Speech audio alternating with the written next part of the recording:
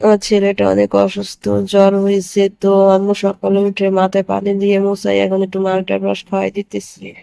তারপরে যে আমি ওর জ্বরটা মেপে দেখতেছিলাম কত আছে। তো আসসালামু আলাইকুম ইমরান, কেমন আছেন সবাই? আশা করি সবাই ভালো আছে। আলহামদুলিল্লাহ আমিও খুব ভালো আছি। তো দেখেন আমার ছেলের জ্বর 101-এর উপরে। তো আরো হচ্ছে, তারপরে যে আমরা হসপিটালে নিয়ে যাব ডক্টরের কাছে, তার জন্য রেডি হয়ে নিলাম। রেডি হওয়ার পরে যে ওকে নিয়ে একটু বসে আছি, কান্না করতেছে। আসলে অসুস্থ তো, তাই বাচ্চা মানুষ। তারপরে যে আমরা বাসা থেকে বের হয়ে গেলাম, আব্বু নিয়ে নামতেছে ওকে। তারপর আমরা এখন চলে যাব। আব্বু যাবে না, সাথে আম্মু যাবে। তারপরে যে আমরা বাসা থেকে বের হয়ে গেছি, এখন আমরা রিক্সা নিয়ে নেব। তো এই যে আমরা রিক্সা পেয়ে গেছি, রিক্সা নিয়ে নিলাম, আম্মু এখন উঠে যাইতেছে। তো আমরা এখন রিক্সাটা ছেড়ে দিবে, তো আমাদের রিক্সা ছেড়ে দিছে, এখন আমরা যাইতেছি। আমার ছেলেটাকে নিয়ে ডক্টরের কাছে যাইতেছি। তো ঘরের বাচ্চা যদি অসুস্থ থাকে, কারো মন ভালো থাকে বলেন? তো আমার ছেলেটা অসুস্থ, সবারই মনটা খারাপ।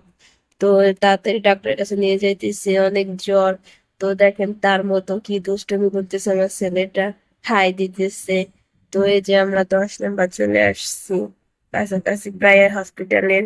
তো দেখেন ঢাকা শহরে জ্যামের কি অবস্থা, এই দিকেও যাইতেছে, তাও কি রাস্তা, তাও কি জ্যাম, এত জ্যাম। তো এই যে জ্যাম জট ছাড়াই আমরা হসপিটালে চলে আসছি। এটা হচ্ছে বীরপুর 2 নাম্বার শিশু হসপিটাল, সবাই চেনে এটা। তো বাচ্চাদের জন্য এই হাসপাতাল সব ভালো খুব। আমার ছেলের কিছু হলে আমি এই শিশু হাসপাতালে এটাই আসি সব সময়।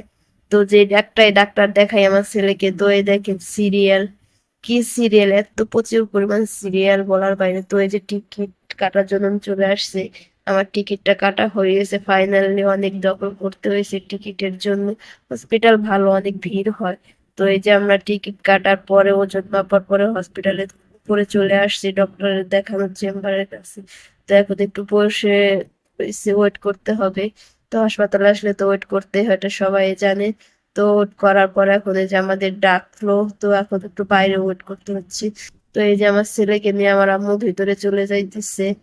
তো ভিতরে যাওয়ার পর ডাক্তার দেখবে, দেখছে, দেখার পর ওই যে বের হয়ে গেল। তো ভিতরে যাওয়ার পর তো ভিডিও করা যায় না, ডাক্তার তো ভিডিও এলাও করে না।